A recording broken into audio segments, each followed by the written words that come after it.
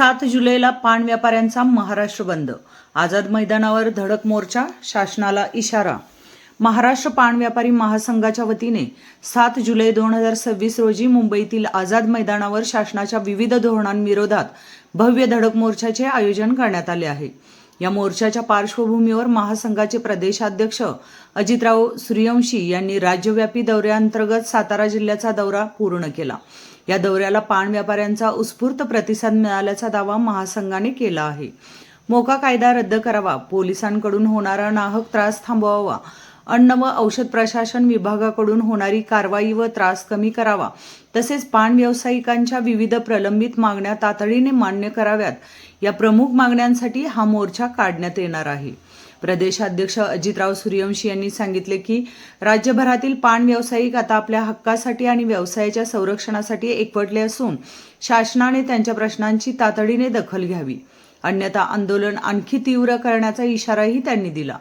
दरम्यान 7 जुलै 2026 रोजी राज्यातील सर्व पान व्यापारी आपले दुकाने बंद ठेवून मोर्चात सहभागी होणार असल्याची घोषणा महासंघाने केली आहे. त्यामुळे या दिवशी राज्यभर पान व्यापारी महाराष्ट्र बंद पाळण्यात येणार असून मोठ्या संख्येने व्यापारी मुंबईकडे रवाना होणार आहेत.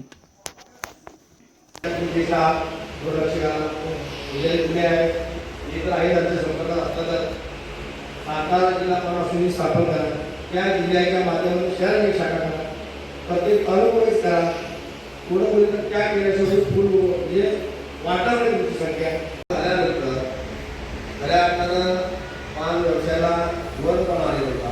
बरोबर पान व्यवसाय चांगले